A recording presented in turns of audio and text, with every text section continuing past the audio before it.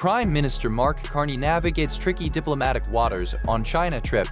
Prime Minister Mark Carney has set off for Beijing on what officials describe as a historic and consequential mission, the first Canadian prime ministerial visit to China since 2017. The agenda is ambitious: revive strained ties, open new markets for Canadian goods, and lessen the country's economic reliance on its biggest trading partner, the United States.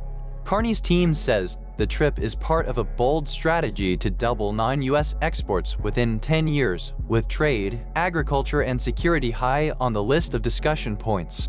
Beijing's foreign ministry echoed the sentiment, noting shared interests and a desire to boost cultural exchanges. In the coming days, Carney will sit down with Premier Li Qiang, National People's Congress Chairman Zhao Leji, and on Friday, a one-on-one meeting with President Xi Jinping, a follow-up to their brief encounter at last year's APEC summit in South Korea.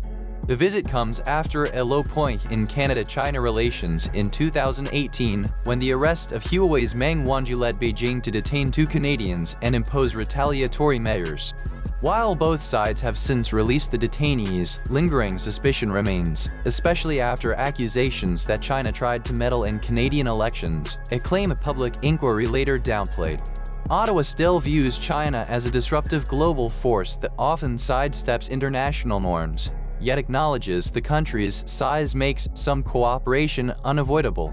Carney's goal is to strike a balance, deepen collaboration on energy, climate, and other mutual interests while erecting safeguards around defense and critical minerals.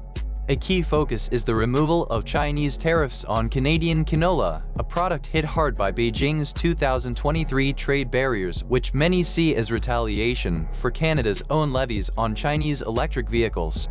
The move is critical for prairie farmers and for signaling that Canada can negotiate beyond the shadow of US-imposed tariffs on steel, aluminium, and autos. Meanwhile, Canada is preparing for a renewal of the North American Free Trade Agreement with the United States and Mexico, a process slated for later this year. Observers note that Washington is watching the Canada-China dialogue closely, and Carney's team is keeping US officials informed.